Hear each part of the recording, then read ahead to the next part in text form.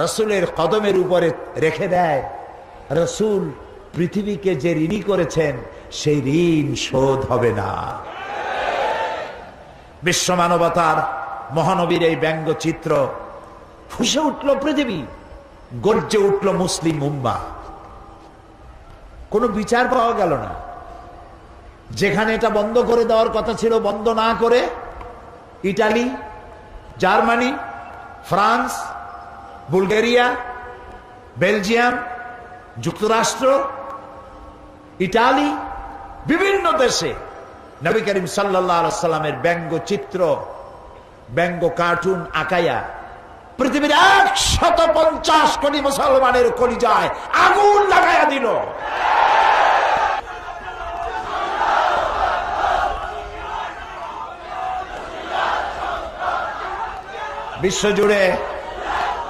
বিশ্বজুড়ে মুসলমানরা প্রতিবাদ মুখর হয়ে উঠল। শহীদ হলো আফগানের 17 জন মুসলমান, শহীদ হলো নাইজেরিয়ার 11 জন মুসলমান, শহীদ হলো ইটালির 16 জন মুসলমান। পৃথিবীর বিভিন্ন জায়গায় মুসলমানেরা শহীদ হচ্ছে। হোয়াইট হাউস এবং জাতিসংঘ থেকে বলা হলো কিং আব্দুল্লাহকে, সৌদি আরবের বাদশাহ কিং আব্দুল্লাহকে, তারা বলল মুসলমানরা বাড়াবাড়ি করতেছে, তাদেরকে শান্ত হতে বলেন, তারা যেন শান্ত হয়, বাড়াবাড়ি যেন না করে। এটা নাকি বাড়াবাড়ি। গতকাল আমি শেরটা পড়েছিলাম, ও কতল ভি করতে চর্চা নেহি হোতা, হাম আহ ভি করতে বদনাম হো যাতা। ও যদি মানুষ হত্যা করে তা নিয়ে কোনো পর্যালোচনা সমালোচনা হয় না, কিন্তু আমি তীরের আঘাতে, বোমার আঘাতে জর্জরিত হয়ে কষ্ট পেয়ে যদি আহ শব্দ বলি, বদনাম হয়ে যায়। তুই আহ করলি কেন? আমি আহ করতে পারবো না। দুনিয়া জুড়ে এ আগুন নিবাবার ব্যবস্থা হলো না, বরং তাদের তো উচিত ছিল হোয়াইট হাউস থেকে এবং জাতিসংঘ থেকে উচিত ছিল ডেনমার্ককে বলা।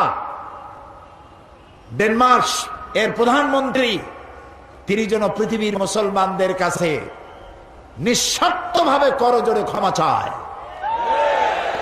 এবং যেসব দেশ তাদের পত্রিকায় বিশ্বনবী মুহাম্মদ সাল্লাল্লাহু আলাইহি ওয়াসাল্লামের ব্যঙ্গচিত্র এঁকেছে, তারা যেন তাদের দেশের প্রচলিত আইন দিয়ে এই পত্রিকাগুলির ব্যাপারে আইনগত ব্যবস্থা নেয়।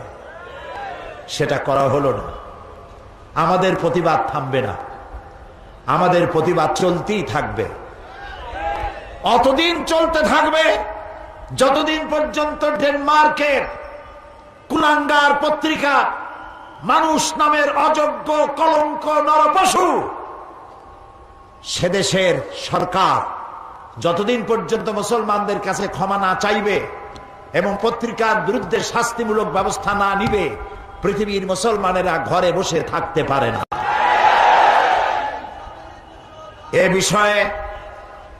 এ বিষয়ে আমার দেশের প্রধানমন্ত্রী তার নিজের পক্ষ থেকে ডেনমার্ক প্রধানমন্ত্রীকে নিন্দা জানিয়েছেন। জোটের পক্ষ থেকে, সরকারের পক্ষ থেকে, দেশের 15 কোটি মানুষের পক্ষ থেকে তীব্র নিন্দা এবং ধিক্কার জানিয়েছেন দেশের প্রধানমন্ত্রী। বাংলাদেশের মহান জাতীয় সংসদে আমরা সম্মিলিতভাবে সমস্ত দল মত শুধু নয়, বাংলাদেশের ইহুদি, খ্রিস্টান, বৌদ্ধ, হিন্দু, জাতি ধর্ম নির্বিশেষে আমরা নিন্দা প্রস্তাব গ্রহণ করেছি ডেনমার্কের বিরুদ্ধে। এই নিন্দা প্রস্তাব সর্বসম্মতক্রমে বাংলাদেশের মহান জাতীয় সংসদে পাশ হয়েছে। আমি আজ মুসলমানদের বলবো, আমাদের এই প্রতিবাদ বন্ধ হবে না। তবে একটা জিনিস মনে রাখতে হবে, ওরা চায় আমাদেরকে আঘাত দিবে, আর আমরা যেন রাসূলুল্লাহর আঘাত তো কোনো মুসলমান সইতে পারে না, পারে? মুসলমান তার সামনে তার বিবি, তার বাচ্চা জবাহ হোক সহ্য হইতে পারে, কিন্তু রাসূলুল্লাহকে গালি দিলে মুসলমানের সহ্য হয় না।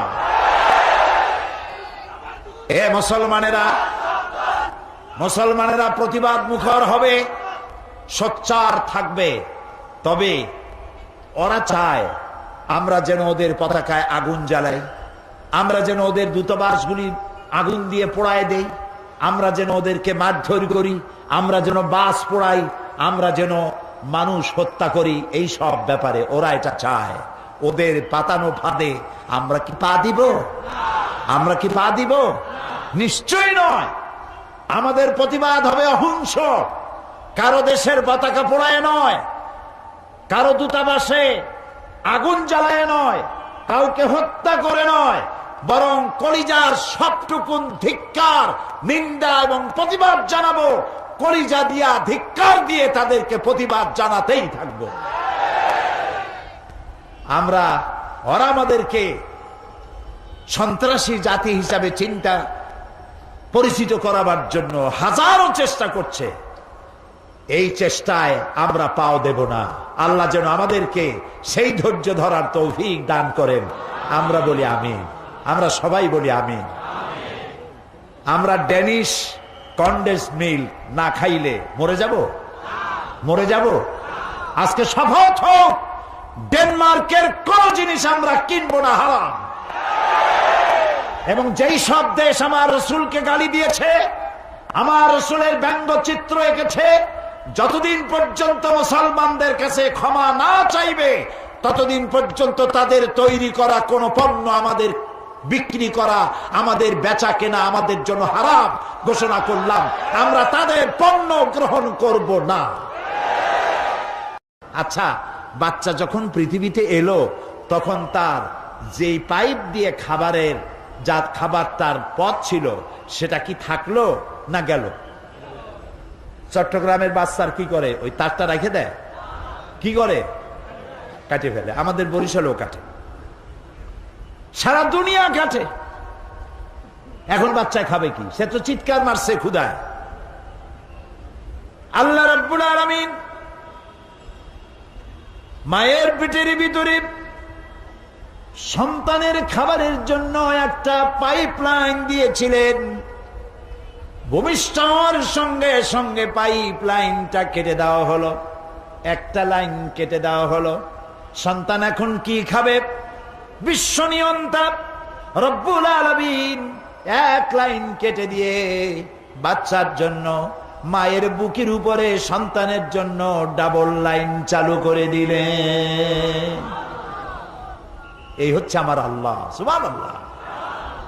সবাইকে খাওয়ান, সবাইকে খাওয়ান, কাউকে না খাওয়াইয়া রাখেন না। খেতে দেওয়ার মালিক কে? আল্লাহ তাআলা। এই পৃথিবীতে মানুষের চাইতে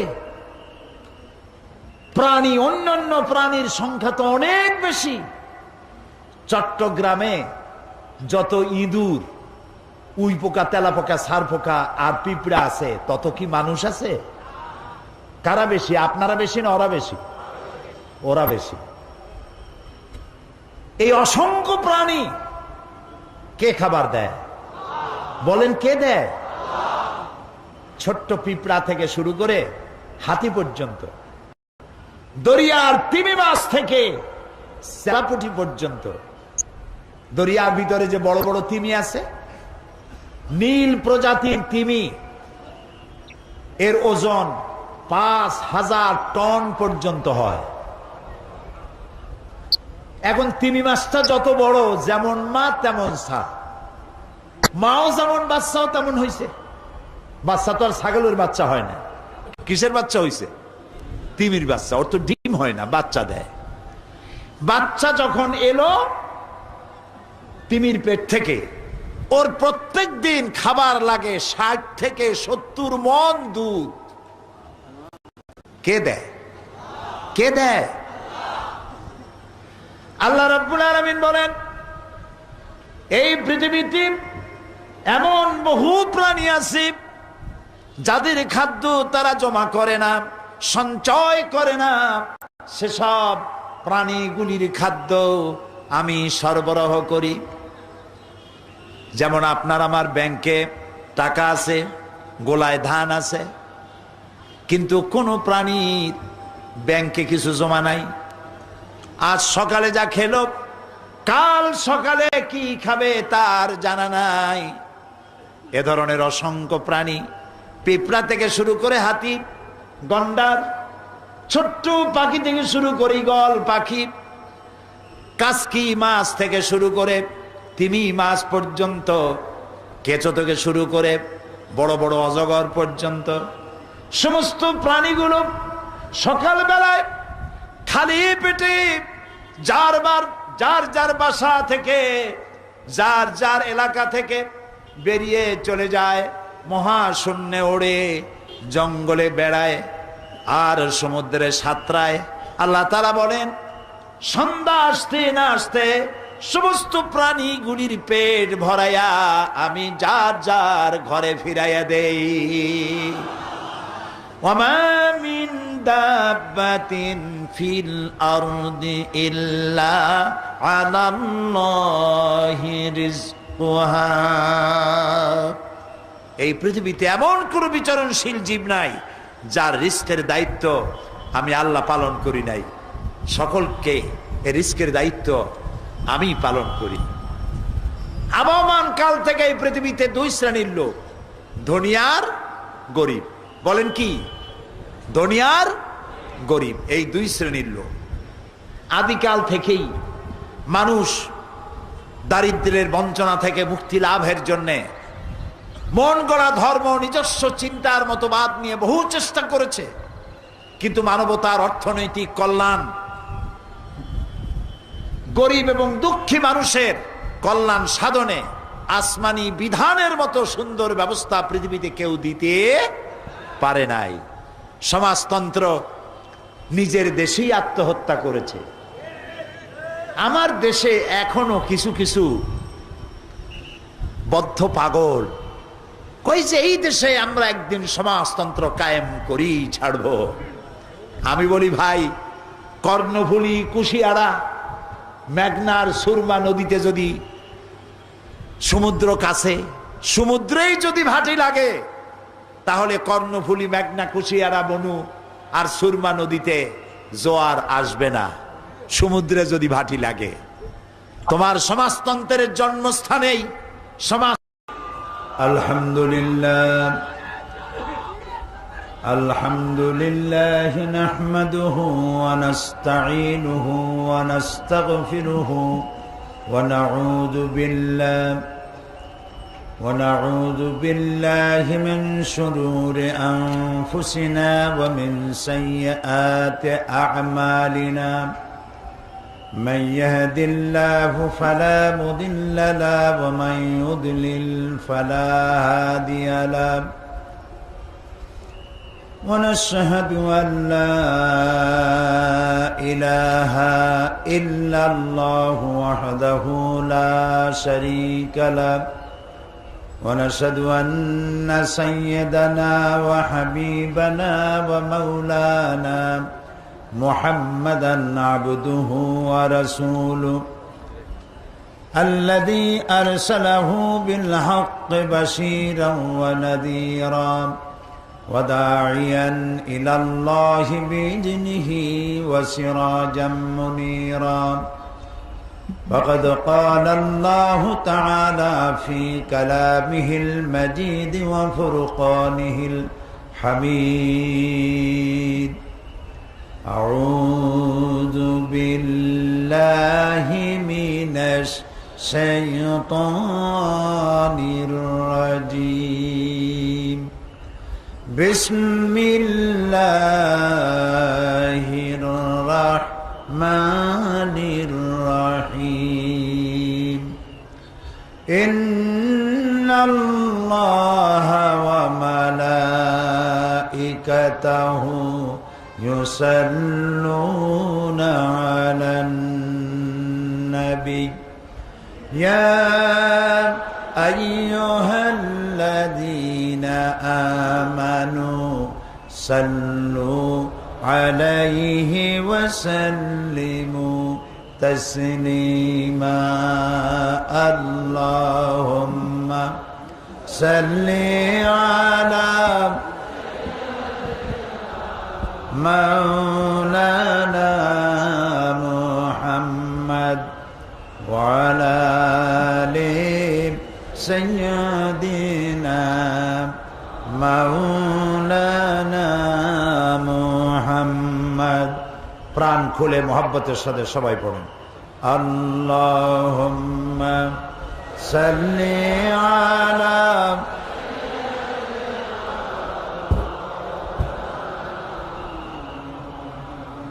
وعلى آل سيدنا مولانا محمد بلغ العلا بكماله كشف الدجى بجماله حسنت جميع خصاله صلوا عليه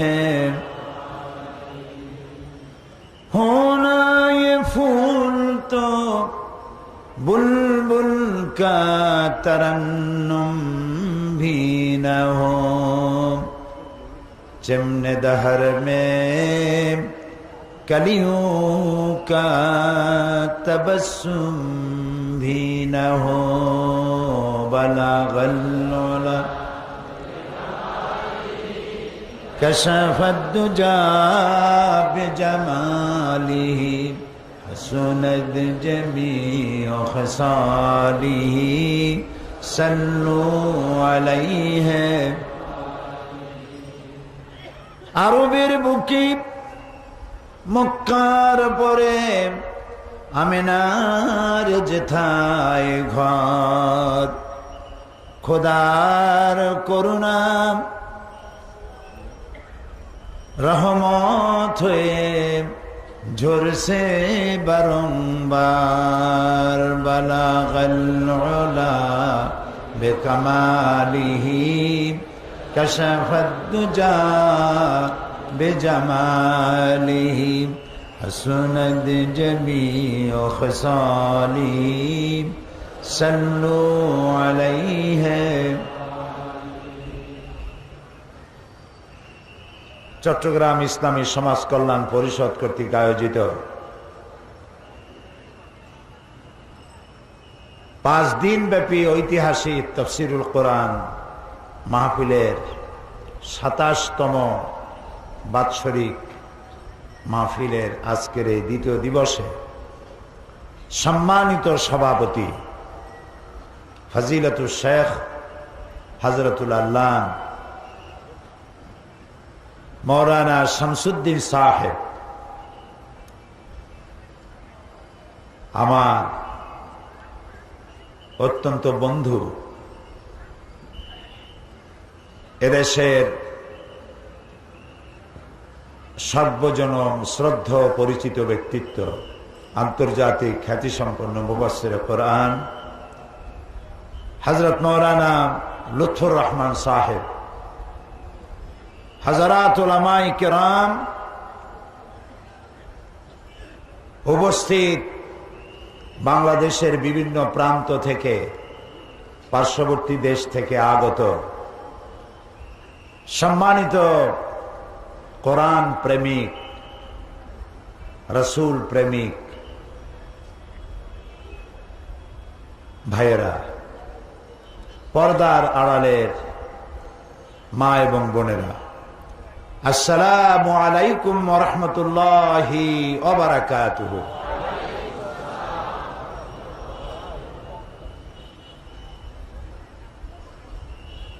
অমুসলিম ভাইদের জন্য যারা মাহফিলে এসেছেন তাদেরকে আন্তরিক শুভেচ্ছা এবং মোবারকবাদ। যেসব সম্মানিত সাংবাদিক বৃন্দ প্রিন্টিং এন্ড ইলেকট্রনিক মিডিয়া যারা এই মাহফিলকে কষ্ট করে পরিশ্রম করে পত্রপত্রিকা রেডিও টেলিভিশনের মাধ্যমে দেশ থেকে দেশান্তরে ছড়িয়ে দেওয়ার প্রচেষ্টায় নিয়োজিত সেসব সাংবাদিক বৃন্দকে জানাই অন্তরের অন্তঃস্থল থেকে মোবারকবাদ। প্রিয় ভাই সব, কোরআনে কারীমের মাহফিলে আল্লাহ তাআলা যে আমাদের আসার তৌফিক দিয়েছেন, এজন্য মনিবের দরবারে শুকরগুজার হচ্ছি। সর্বপ্রথম বিনীতভাবে উচ্চারণ করছি আলহামদুলিল্লাহ। রব্বানা লাকাল হামদ হামদান কাসীরান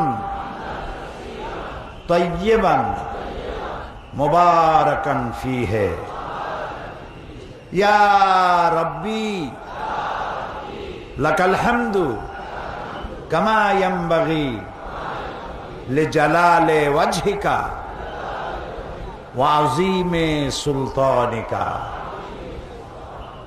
প্রাণ ভরে আমরা আমাদের মনিবের প্রশংসা করলাম, বলি আলহামদুলিল্লাহ। কোরআন আরবি ভাষায় নাজিল হয়েছে, আর আমাদের ভাষা আরবি নয়, আমাদের ভাষা কি? বাংলা। আর আজ হচ্ছে ঐতিহাসিক ভাষা দিবস, আন্তর্জাতিক মাতৃভাষা দিবস, ঐতিহাসিক 21শে ফেব্রুয়ারি। গোটা জাতি এ দিবসকে শ্রদ্ধার সাথে পালন করেছে। মাতৃভাষা হচ্ছে আল্লাহ রাব্বুল আলামিনের সেরা দান। তিনি মানুষকে কথা বলার তৌফিক দিয়েছেন, পাখিকে ভাষা দিয়েছেন, পিঁপড়াকে ভাষা দিয়েছেন। পিঁপড়াও কথা বলেছে, পিঁপড়ার ভাষা আছে। পিঁপড়ার ভাষা আছে না? আপনারা দেখেছেন পিঁপড়া যখন যে পথে যায়, যার সাথে দেখা হয়, কানে কানে কি যেন বলে যায়, সম্ভবত SMS করে। পিঁপড়ার ভাষা বোঝার তৌফিক আল্লাহ তাআলা দিয়েছিলেন সুলাইমান আলাইহিস সালামকে। মানতিকাত তায়র, তিনি পাখির ভাষা বুঝতেন, প্রাণীর ভাষা বুঝতেন। সুলাইমান আলাইহিস সালাম যাচ্ছেন, আর পিঁপড়া বলছে তার সাথী সঙ্গীদেরকে যে সুলাইমান আসতেছে তার সৈন্য সামন্ত নিয়ে, তাড়াতাড়ি গর্তে লুকাও, তা না হলে তাদের পদতলে পিষ্ট হয়ে মরবে। সুলাইমান আলাইহিস সালাম পিঁপড়ার রাজারে হাতে উঠায় নিলেন। আমাদের দেশে পিঁপড়ার রাজা আছে না? চেনেন? কেমন দেখা যায়? ভালোই দেখা যায়। পিঁপড়ার রাজারে সুলাইমান আলাইহিস সালাম হাতে উঠাইছেন। পিঁপড়াকে তিনি প্রশ্ন করছেন, পিঁপড়া জবাব দিচ্ছে। পিঁপড়া প্রশ্ন করছে, সুলাইমান আলাইহিস সালাম জবাব দিচ্ছেন। ভাষা না জানলে কি জবাব দিতে পারতেন? এখন পিঁপড়া ভাষা আমি বুঝি, মানুষ সামান্য একটু ইংরেজিতে কথা কইতে পারে, তাই কত অহংকার। বাংলা কইতে গিয়ে মাঝে মধ্যে ইংরেজি না কইলে জানটা ঠান্ডা হয় না। আছে না একরকম লোক? কয় যে ভাই তুমি বাঙালি মানুষ, তো এত ইংরেজি কও কেন? কয় যে সরি। কয় যে এইটা একটা ইংরেজি কয়ে ফেললেন। কয় এক্সট্রিমলি সরি। তো মানুষ একটু ভাষা শিখলে, একটু বিদ্যা অর্জন করতে পারলে একটা অহংকার সৃষ্টি হয়, সকলের হয় না। রব যার প্রতি এহসান করেছেন, দয়া করেছেন, তার হয় না। এখন সুলাইমান আলাইহিস সালাম পিঁপড়ার সঙ্গে কথা বলছেন, তার মধ্যে একটা অহং বোধ আসতে পারে। পিঁপড়ার ভাষা বুঝতেছি আমি, কিন্তু নবুয়তের শান দেখুন। পিঁপড়ার ভাষা বুঝতেছি, নফস যেন গরম না হয়ে ওঠে, সেজন্য তিনি সাথে সাথে বললেন, রব্বে আউজি'নি আন আশকুরা নি'মাতাকাল্লাযী আন'আমতা আলাইয়া ওয়া আলা ওয়ালিদাইয়া। ও আল্লাহ, তুমি আমাকে ওই পরিমাণ তোমার কৃতজ্ঞতা প্রকাশের তৌফিক দাও যে পরিমাণ নিয়ামত তুমি আমারে আর আমার মা বাপরে দিয়েছো।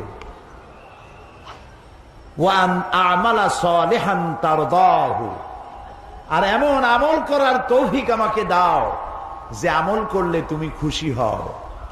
ওয়াদখিলনি বিরাহমাতিকা ফি ইবাদিকা সলিহিন, আর তুমি আপন করুণায় আমাকে তোমার সলিহীন বান্দাদের মধ্যে শামিল করে নাও। ভাষা একটি নিয়ামত। আর রহমান আল্লামাল কোরআন খলাকাল ইনসান আল্লামাহুল বায়ান। মানুষকে আল্লাহ ভাষা শিক্ষা দিয়েছেন। এই যে পাখিরা গান গায়, কুহু কুহু তালে, আপনি শোনেন কুহু কুহু, সে তো বলতেছে আল্লাহু আল্লাহু। ওয়ালাকিন লা তাফকাহুনা তাসবিহাহুম, তোমরা ওদের তাসবিহ বোঝো না। ওরা ওদের ভাষায় আল্লাহর গান গায়, আল্লাহর কৃতজ্ঞতা স্বীকার করে, আল্লাহর তাসবিহ পড়ে। প্রিয় ভাই সব, মাতৃভাষা আল্লাহর দান।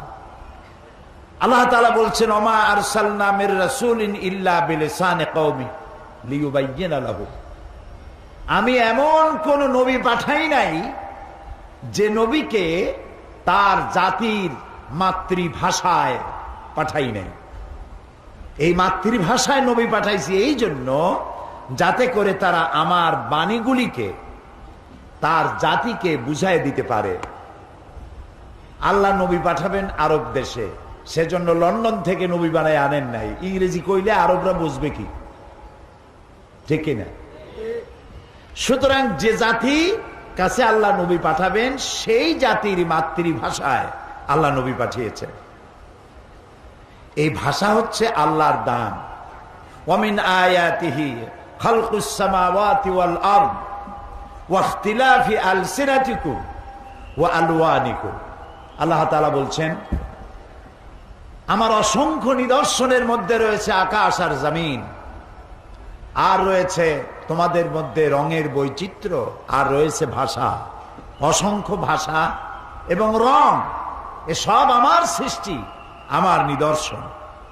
ইন্না ফি যালিকা লাআয়াতিন লিল আলামিন, আর যারা বুদ্ধিমান সেই সব মানুষের জন্য, জ্ঞানবান মানুষের জন্য আমার এসব জিনিসের মধ্যে রয়েছে অনেক নিদর্শন।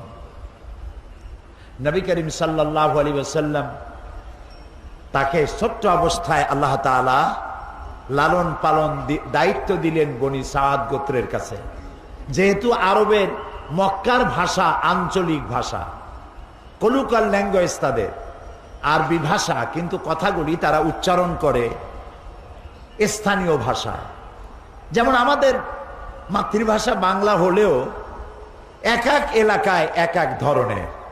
চট্টগ্রামের বাংলা আর সিলেটের বাংলা, নোয়াখালীর বাংলা, বরিশালের বাংলা, এসব কি একরকম? একরকম। এই জন্য সৈয়দ মুজতবা আলী, নাম করা ঔপন্যাসিক সাহিত্যিক, তিনি তার বইয়ের মধ্যে লিখেছেন, বাংলা ভাষার জন্ম হয়েছিল নদিয়ায়, শান্তিপুরে। ওদের ভাষা খুব ভালো। এই বাংলা ভাষার জন্ম হলো নদিয়া এবং শান্তিপুরে, আর এর মৃত্যু হলো চট্টগ্রামে। কুলখানি হলো সিলেটে, চল্লিশা হলো নোয়াখালীতে। এটা আমি বলি নাই, কিন্তু সৈয়দ মুজতবা আলীর লেখা। মানে বাংলা ভাষারে যা বানাইলো তারা। তবে চট্টগ্রামের ভাষা ভালো, অল্পের মধ্যে কামসারে, মুখাফফাফ যাকে বলা হয়। ছাগল, এত লম্বা কথা কেডা কয়, এর থেকে সব। পাগল, এত লম্বা কথা বলার দরকার নাই, পর।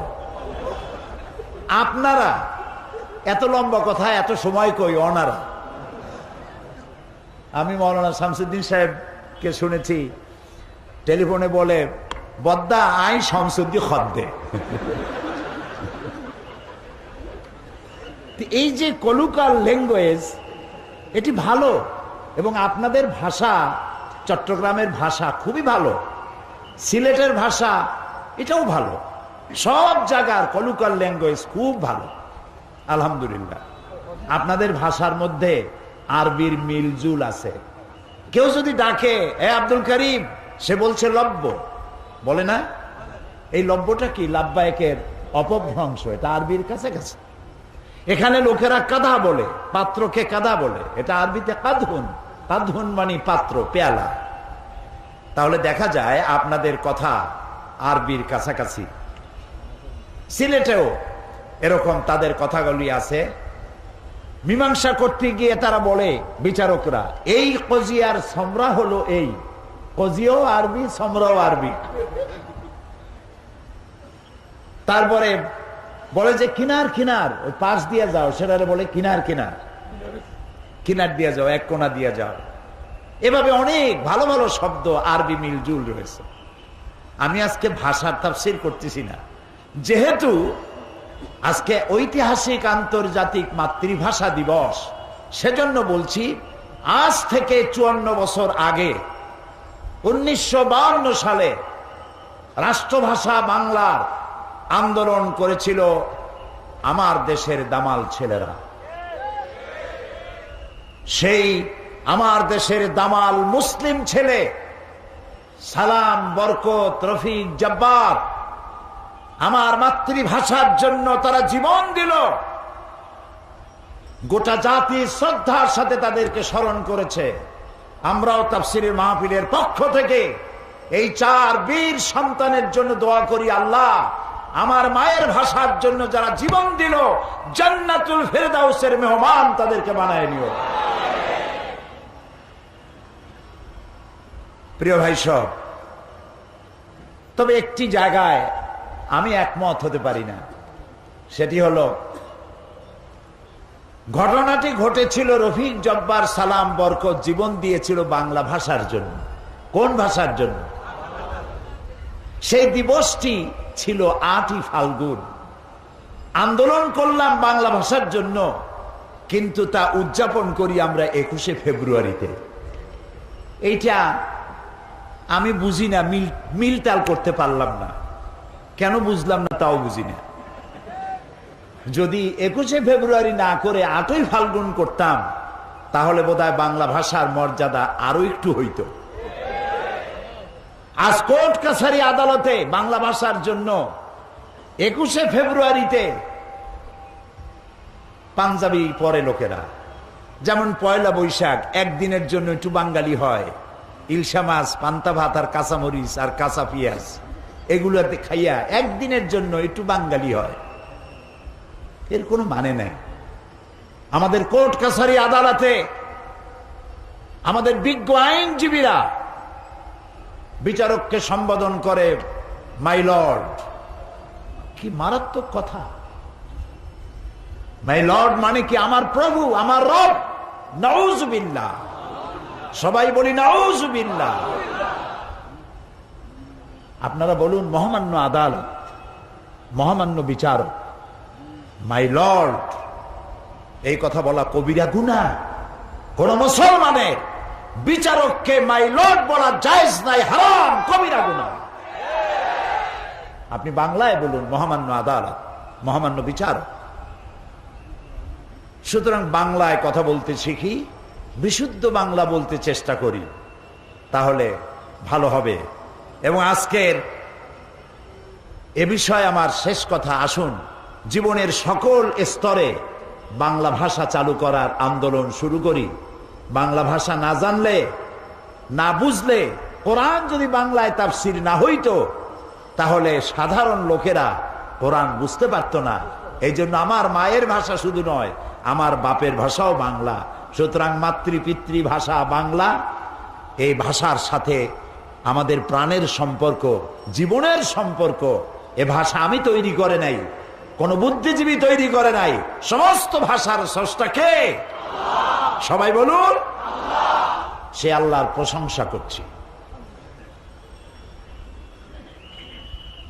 প্রিয় ভাই সব, আমরা এসেছি কোরআন শুনতে। কি শুনতে এসেছি?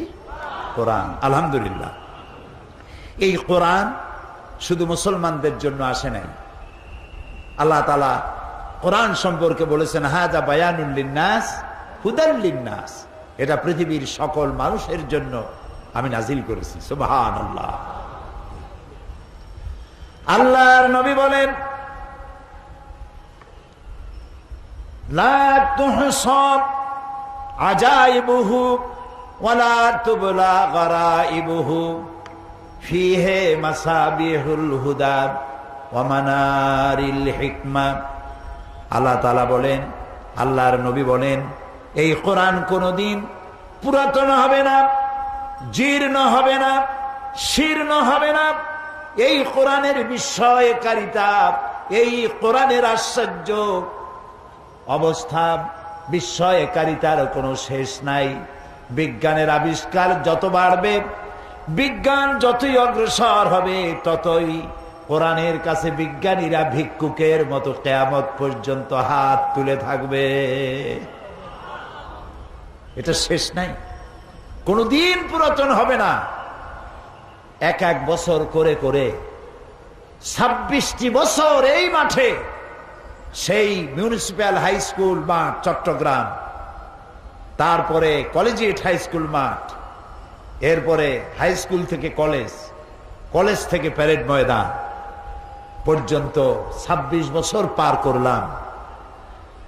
এই কথা যদি শুনতে মধুর না হতো, ভালো না লাগতো, তাহলে প্রত্যেক বছর সারা বাংলাদেশ থেকে, পার্শ্ববর্তী দেশ থেকে প্রতিদিন এত লোক কি আসার কথা? এত লোক আসার কথা? এটি কার বাণী? বলেন, আমার আল্লাহর বাণী। এটা কার বাণী? আমার আল্লাহর বাণী। তাই যত শুনি তত মজা লাগে। ফিহে মাসাবিহুল হুদা ওয়া মানারিল হিকমা। এটা হচ্ছে হেদায়েতের সুউচ্চ মশাল আর বিজ্ঞানের বিশাল মিনার। বিজ্ঞানে ভরা, দর্শনে ভরা, জীবনের সমস্ত কিছু দিয়ে ভরা এ কোরআন। সুবহানাল্লাহ। আল্লাহ তাআলা কোরআনে কারীমের মধ্যে বলেছেন, ওয়া কুল্লা ইনসানিন আলজামনাহু, আমি প্রত্যেকটি মানুষের গলার মধ্যে এখানে ছোট্ট ছোট্ট একটি ঘুটলির মতো রেখে দিয়েছি, যেটার ভেতরে তার সারা জীবনের সমস্ত কাজ আর কথাগুলি লিপিবদ্ধ হয়, এবং কিয়ামতের দিন ওটি তার হাতে দিয়ে দেব আর বলবো, ইকরা কিতাবাক, এবার তুমি তোমার কিতাব পড়ো, জীবনে কি করেছিলে।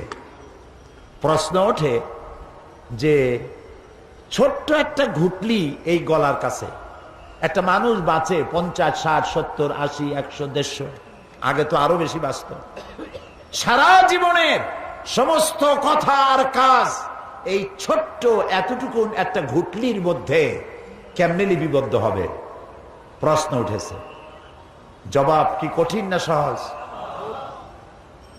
আপনারা অনেকে আন্দাজেই কইছেন সহজ। সহজে কেমনে বোঝেন নেই। সহজ এইভাবে, আপনাদের সকলের কাছে এখন মোবাইল আছে, আছে না? টিভিতে দেখলাম এখন ভিক্ষুকরাও নাকি মোবাইল ব্যবহার করে।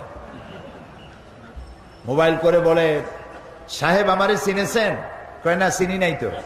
কয় আমি ওই ফকির সাহেব, সোনারগাঁ হোটেলের সামনে যে গাড়িতে দেখা হয়েছিল, আপনি বাসায় কখন থাকবেন? আমি সেই সময় আসবো, আমার কিছু ভিক্ষা দেবেন। ওরাও এখন ব্যবহার করছে। এই মোবাইলের সিমের ভিতরে কত কিছু আছে। এটা একটা মিনি কম্পিউটার, এর মধ্যে শত শত telephone number, email, internet, website সহ সব কিছু। আমি গত রমজান মাসে মক্কা শরীফ থেকে